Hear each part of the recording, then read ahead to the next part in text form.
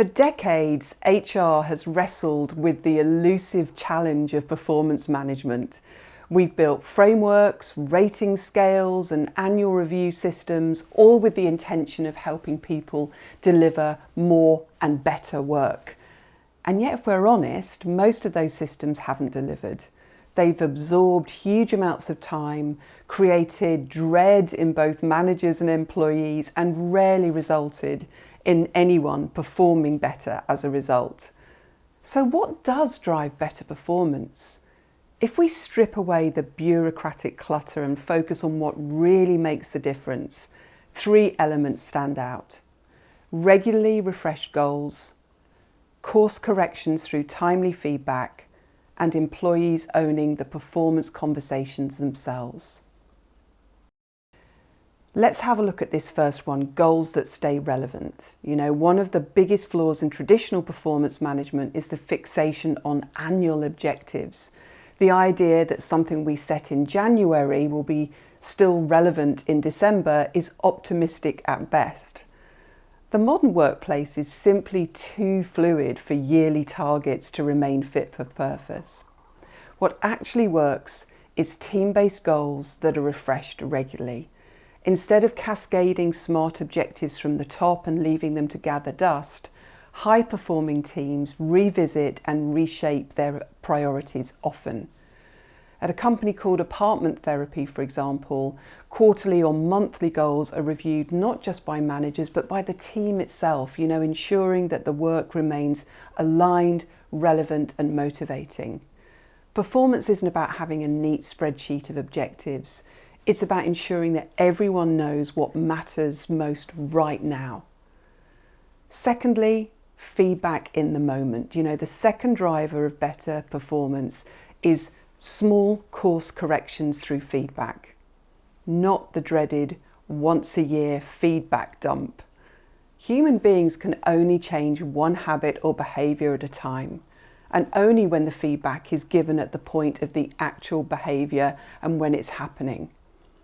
Feedback that happens in the moment, when the behaviour or outcome is still fresh, can actually be acted upon. That's why frequent check-ins are so powerful.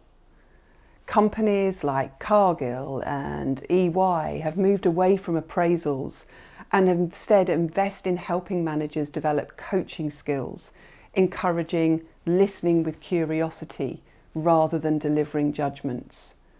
These ongoing adult-to-adult conversations feel less like a trial and more like a collaboration. They allow for small performance adjustments before problems escalate, while reinforcing good behaviours when they still feel meaningful. Perhaps the most important shift is moving performance conversations from being manager-led to employee-led. Neuroscience shows that hearing the words, "I'm going to give you some feedback," triggers the same threat response in the brain as hearing footsteps in a dark alley.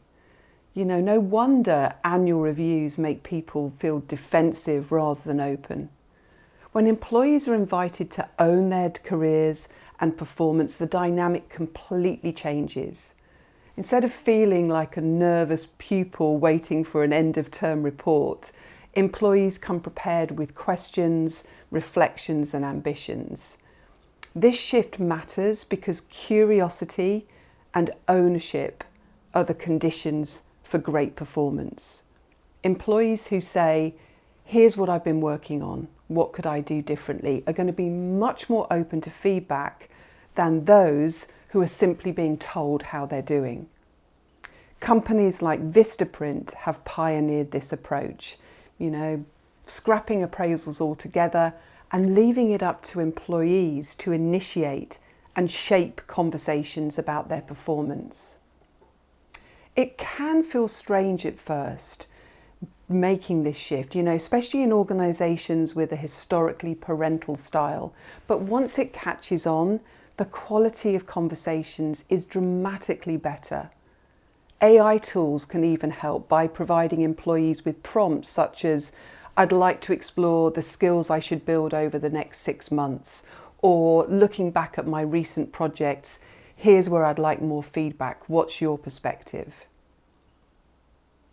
If these three ingredients, dynamic goals, in the moment feedback, and employee-led conversations, are what really drives performance, then it's clear why traditional reviews fall short. Annual objectives are outdated almost as soon as they're written.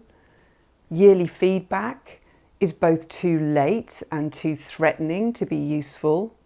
And ratings are not just bad data, plagued by bias and recency syndrome, but they actively discourage openness.